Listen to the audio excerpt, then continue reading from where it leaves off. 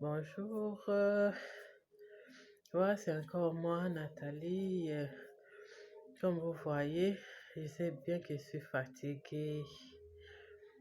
Je fais mon témoignage, tout le monde est au courant de ce qui s'est passé. J'étais malade, tellement malade.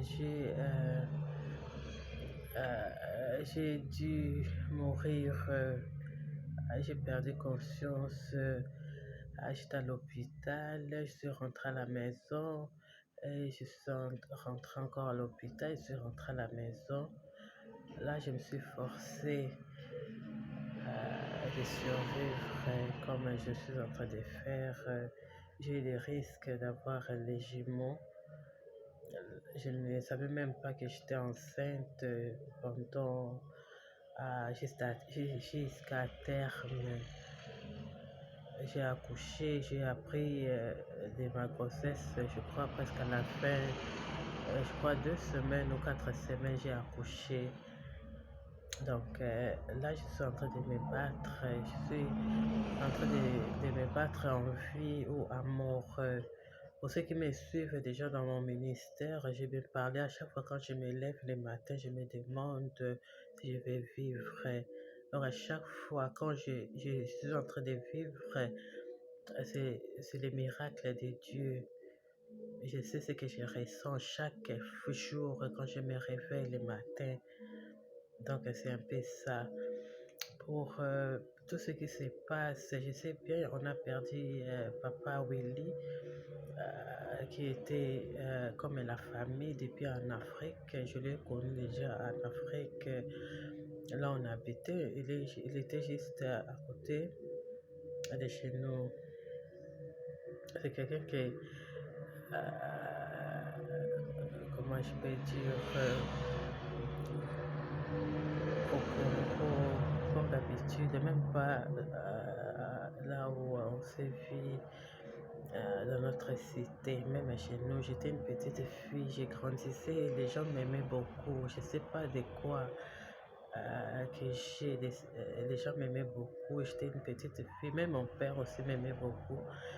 La première fois qu'on s'est vu avec Papa Willy, il était rentré en Afrique. Comme on dit à Lingala, on l'avait refoulé en Afrique. Moi, j'étais là avec la grande sœur de ma mère.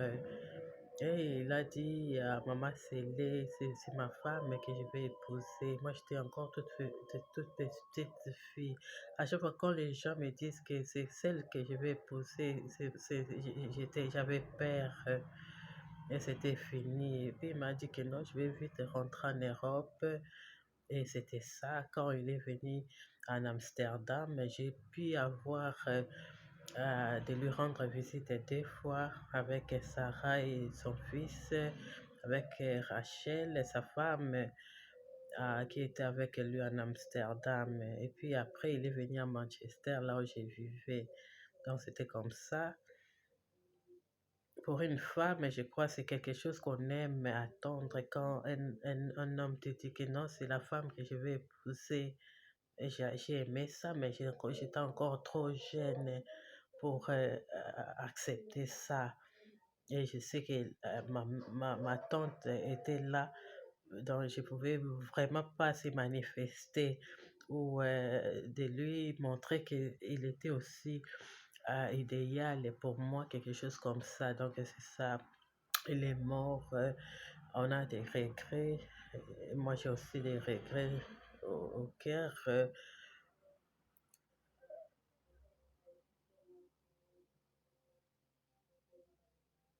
Donc c'est un peu ça. Si je peux toujours dire quelque chose, elle était déjà la famille. Donc on a perdu encore une personne, un membre dans notre famille qui fait mal au cœur. Elle était calme, tout le monde dit, même au Facebook, il y a des messages par-ci par-là. C'était un homme calme, il était bien. À chaque fois quand j'étais avec lui, même à Manchester, même à Amsterdam, il était toujours calme. On n'a jamais eu de problème.